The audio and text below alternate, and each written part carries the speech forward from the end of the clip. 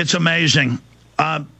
Let's speak about government-sponsored terrorism first, and Montreal 9/11 Truth, and more of how you guys are going out and bringing up these key issues, and how preemptively talking about how they may be planning to stage terror can preempt their activities in a devastating fashion. You also see how serious the government was taking what you were just now saying. Let's go ahead and go through that, and then into the public Bilderberg Group event happening as they take over your government, openly announcing world government in Canada. Yeah, well, I have to say that actually I wouldn't have even been aware of the company being given the contract for the security cameras in our subway if it weren't for the work of some other members of Montreal 9/11 Truth who came along first and did the research and found out about it. And when I found out, I mean, it didn't pass the stink test. This company had been given the rights to do the security cameras in the London Underground right before 7/7, which, I mean, we all remember, of course, were the same cameras that, you know, didn't work that day on 7/7. It's a company that's owned by a former Mossad official.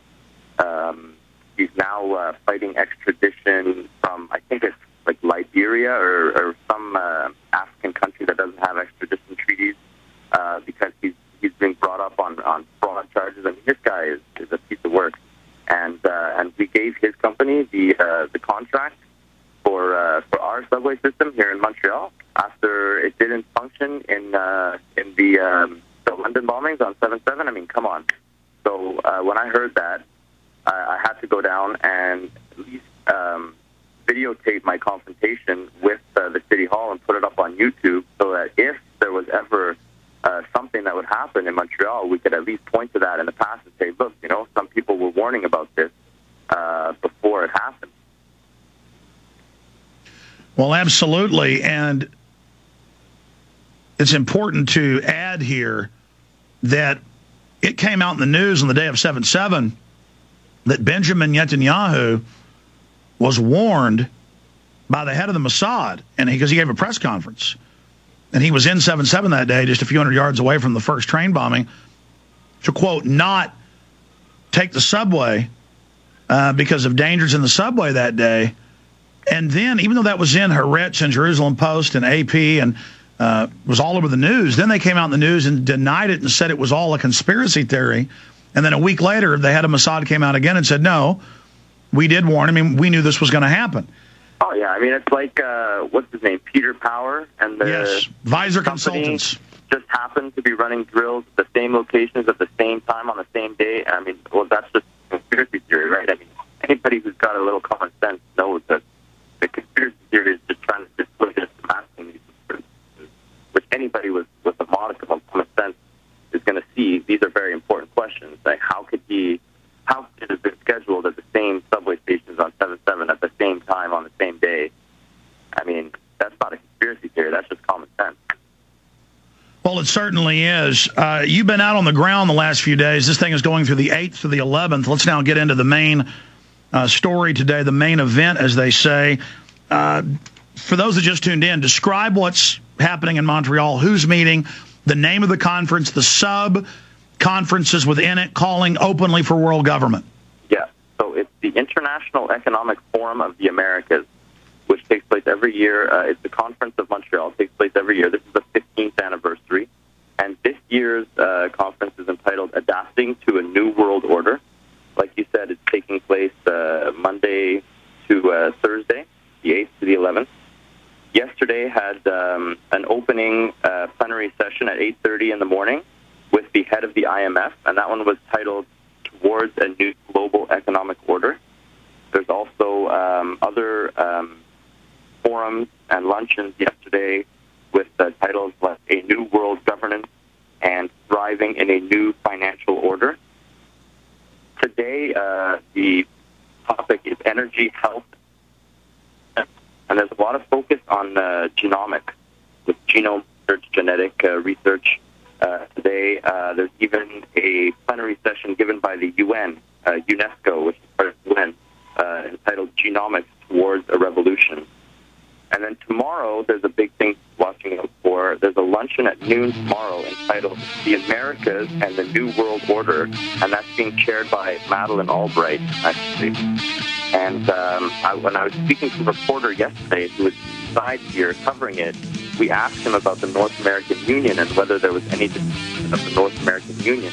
And he said, Stay there. I want to hear the answer to this when we get back. Sam, continue. You were going over the conference and what they're talking about and the role of central banks. How far can they go?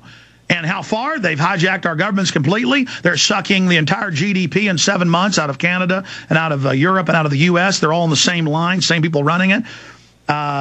Zolik, the head of the World Bank, big neocons, openly announcing that they may have to have martial law. There's going to be rioting, that they're taking over, that the banks will need total power over everything. This is world government by a private financial elite. It's very simple. Corporations so big, they have hostile corporate takeovers of nation states.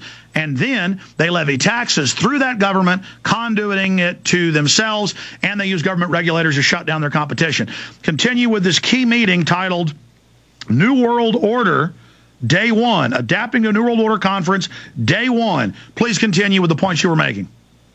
Well, I was just saying that the last luncheon, which is going to be on Thursday at noon, it's entitled The Economic Crisis and the Role of Central Banks. How far can they go?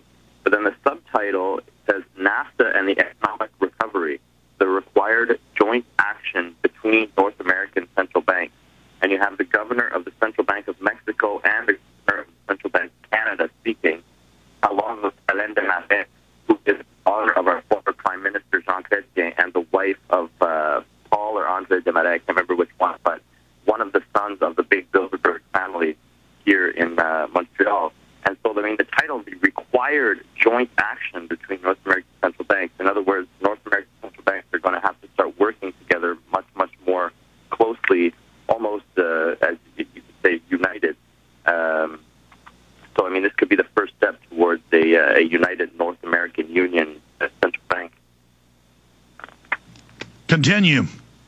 Yeah, and tomorrow, like I said, the speech by Madeleine Albright to the Americas and the New World Order is definitely one we should try and get text of or try and find out what's discussed, because I think it's most definitely talking about the SPP and the North American Union. Today in the media, a lot of the big sound bites I've been hearing from Dominique Strauss-Kahn, who's the head of the IMF. His big soundbite from yesterday saying that doesn't exist anything in the world except a stable financial system, and therefore any sort of national regulation doesn't make any sense. In other words, what he's saying is we need a global system of financial regulation. That's the only thing that makes sense. That's right. You can't have the nations running themselves. International bodies have to do it. And that's already happening. This is just the coming out of it. And, there's a financial crisis we engineered on paper. They admitted they did, but that's never discussed. We're now going to take full control over your life. Here's that article here, the Obama Deception Movie, Moon Battery at its finest. And here's the author's comments. He goes by R. Caddy. You don't believe a handful of politically connected wealthy individuals meeting together a few times a year to discover world domination, do you, to discuss it? Oh, right, you do. So he's saying to a guy he's arguing with in the comments that we're like crazy. Then it goes on. Well, they do. They're called the Bilderberg Group. Look it up. They had a meeting in my hometown here in Ottawa, Canada, a while back. It was reported on the local news, CTV, I think. I doubt you'll find any coverage of the meeting in American media, but you can probably find it on YouTube. The most notable attendees were David Rockefeller, Queen Beatrice of the Netherlands. I wonder what they're talking about. And he goes on. No one is denying their existence, and it may look strange, shady, weird, whatever. But not knowing what they are talking about does not give us any right to insert our own projections. Problem with conspiracy theorists is that not knowing drives them to their own conclusions based on whether ideas, notions they have brewing in their heads. It is a dangerous and twisted approach to life problems. Now, you just read from their own press releases what they are behind closed doors discussing, but their own press release, global government, central banks taking over and running things, nation states not being able to say no, calling it global government, calling it New World Order. And we go, they're announcing New World Order. Look, we sued and got the SPP documents. It says they're taking over our freedoms and carbon tax, and they just say it doesn't exist.